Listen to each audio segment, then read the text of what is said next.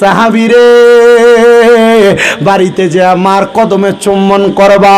ইয়া রাসূলুল্লাহ, মক্কার চৌকাটে চুমা দিতে চাইছি, মার কদমে না। নবী কয় সাহাবী, শুইনা নাও, শুইনা নাও, মায়ের কদমে চুমা দিলে মক্কার চৌকাটে চুমা দেওয়া না রে, মায়ের কদমে চুমা দিলে আমার আল্লাহর জান্নাতের চৌকাটে চুম্বন দেওয়ার সওয়াব পাইবা। এ যুবক ভাইরা, হে মুরব্বী বাবাজিরা, কোনদিন মা বাবার কদমে চুম্বন দিছো কিনা জানি না, তবে ওয়াদা করো রে, আজকে এখান থেকে বাড়িতে যাইয়া অন্যায় করো আর না করো, মা বাবার সাথে কোনো বেয়াদবি করো আর না করো, শুধু এতটুকু ওয়াদা করো, এখান থেকে বাড়িতে যে মা বাবার পায়ে ধরে মাপ চাইবা। বলো হুজুর, আমি মাপ চাইবো দূরের কথা, আমি তো দুই ঈদে মা বাবার পা ছুঁইয়া সালামি করি না। আরে আজকের মাহফিল কবুল হবে কি হবে না, আমার ইরফান ভাই সহ এলাকার যুব সমাজের যারা আছে তারা কেউ জানে না। তবে আমি একটা কথা বলতে পারি, আগামীকালকে যখন দেখবা এলাকার মুরব্বীরা দোকানে বৈশা বলে আমার ফুতে আমার লগে কোনো অন্যায় করে নাই, তবু এই ছোট্ট ছেলে শামীম দাদার কথা শুই না আমার ফুতে বাড়িতে এসে আমার পায়ে ধরে মাপ চাইছে, এলাকার মহিলারা একজন আরেকজনকে বলবে আমার সন্তান আমার লগে অন্যায় করে নাই, তবু আমার সন্তান আমি মার পায়ে ধরে মাপ চাইছে। যখন দেখবা কোন এলাকার মুরব্বীরা এই কথা বলে, কোন এলাকার মহিলা এই কথা বলে, তাইলে মনে করবা মাহফিল সফল। কারণ আমি যে বইলা গেছি, সন্তান বাড়িতে যে মার পায়ে ধরে মাপ চাইছে, বাবার পায়ে ধরে মাপ চাইছে। মা বাবার পায়ে ধরলে দাম কমে না, সম্মান কমে না, আম্মা আব্বার কদমে ধরলে আল্লাহ আপনার সম্মান বাড়াইয়া দিব, আল্লাহ আপনার ইজ্জত বাড়াইয়া দিব। বলে হুজুর, মা বাবার পায়ে চুমা দেওয়া, সালাম করা, এগুলারে তো অনেক আলেম সমাজের মানুষ শিরিক কয়, শিরিকের ফতুয়া দেয়। আমি এতটুক বইলা যাই, যারা শিরিকের ফতুয়া দেয় সব গুনাহ আমারে দিয়ে দিবেন, আমি আপনার গুনার দায়িত্ব নিলাম, তবে যদি সওয়াব হয় এই সওয়াবের ভাগীদার আপনি। তবে এতটুক মনে রাখেন, এখান থেকে বাড়িতে যে মা বাবার পাওটা ধরে মাফ চাইয়েন, যতক্ষণ পর্যন্ত মুখ দিয়া বলছে মাফ করে দিছি ততক্ষণ পর্যন্ত পাওটা ছাইরেন না।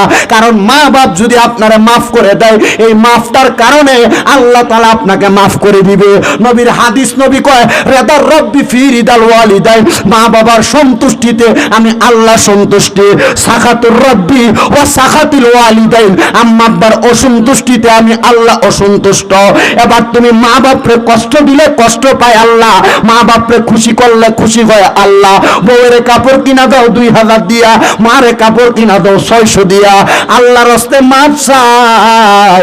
মা বাপ যতদিন বাচ্চা আছে, মা বাপের উপরে কাউরে প্রাধান্য দেওয়া যাবে?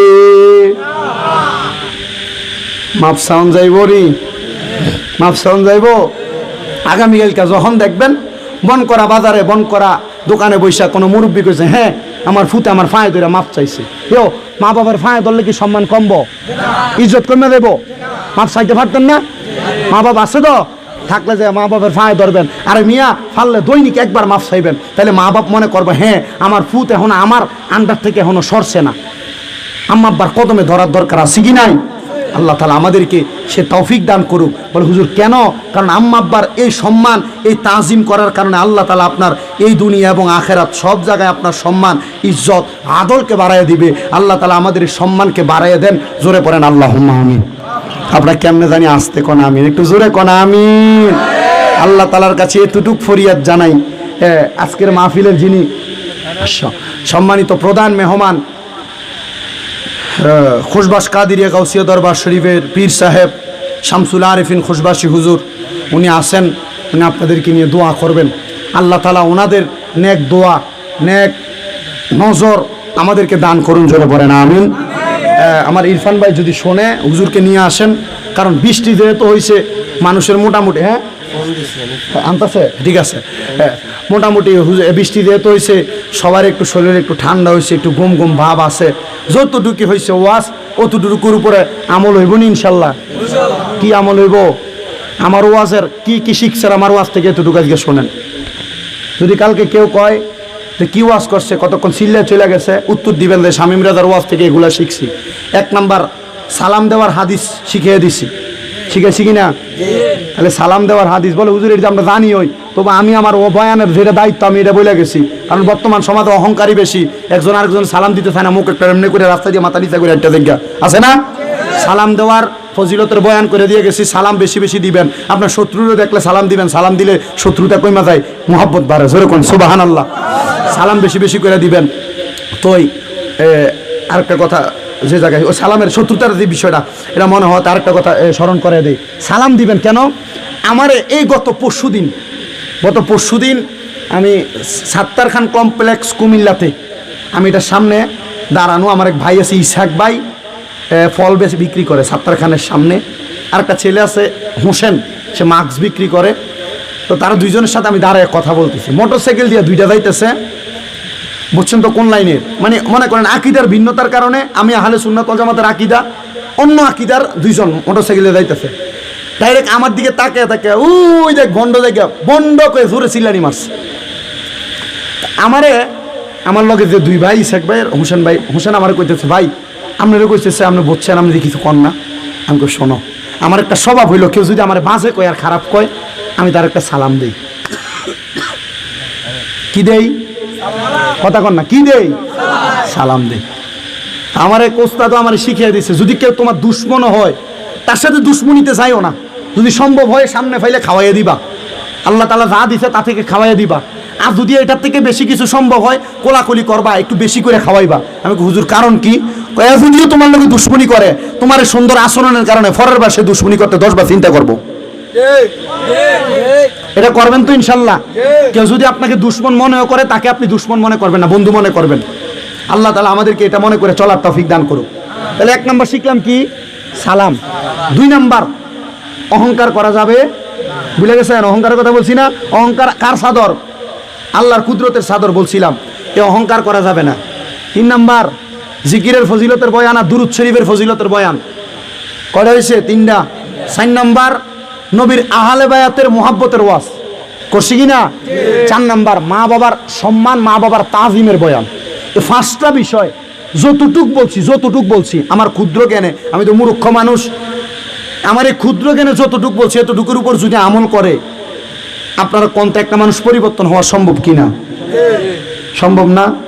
আমি এতটুকুই বলছি আপনাদেরকে, আর অন্য কোনো ঘাটতি একটা কথা বলিনি, শুধু এতটুকুর উপরে যদি রাখেন আপনি আপনার জীবনকে পরিবর্তন করতে পারবেন। আরে বর্তমান সমাজের মানুষ এই 5টা বিষয় যদি মাইনে চলতো, এটা ওলি হইতে পারতো না। আমরা ওলি হুজুরের কথা, সপ্তাহে মসজিদের ভিতরে জুমার নামাজ হয় বছরে কয়টা? 56টা হয় না? 56টা জুমা কোনো সময় একটা বেশি হয় নাকি? এই জুমার নামাজের ভিতরে ইমাম সাহেব এক এক জুমা এক এক বিষয়ে ওয়াজ করেনি? এই ইমাম সাহেব যে বিষয়ে ওয়াজ করে, এলাকার মানুষ যদি ভালো হইতো আর ইমাম সাহেবের বয়ান শুনে যদি আমল করতো, এই বন করা এলাকায় একজনও খারাপ থাকতো না, সব আল্লাহর ওলি। কথা কন না কেন? একজনও খারাপ থাকতো না, সব আল্লাহর ওলি।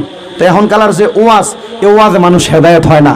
তবে আল্লাহর কাছে এতটুকু দোয়া করি, আল্লাহ যত মানুষ আছে আমার ওয়াজ যারা যারা শুনছে, আল্লাহ প্রত্যেকটা বিষয়ে একজন মানুষ আপনি হেদায়েত করাই দিন, একটা মানুষ হেদায়েত করে দিন। কারণ এই ওয়াজের পরে যদি আপনারা সেই রাস্তা দিয়ে যাওয়ার সময় সালাম না দেন, অনেক মুরব্বীরা বইয়ে থাকে, আরে আমি কিতাম সালাম দিব, আমি মুরব্বী মানুষ, আমারে না ফলাইনে সালাম দিব, জি না, এটা চলবে না। আপনি মুরব্বী হলে আপনি সালাম দিবেন, আপনি ফোলামেন্টে সালাম দিয়ে আকুল দিয়ে দিবেন, ফোলা ফরবার আপনারা দেখলে আপনারা নিজে সালাম দিবে। আল্লাহ বুঝার তৌফিক দান করুক। সবাই মোহাব্বতের আওয়াজে দুরূদ শরীফ পড়েন, আল্লাহুম্মা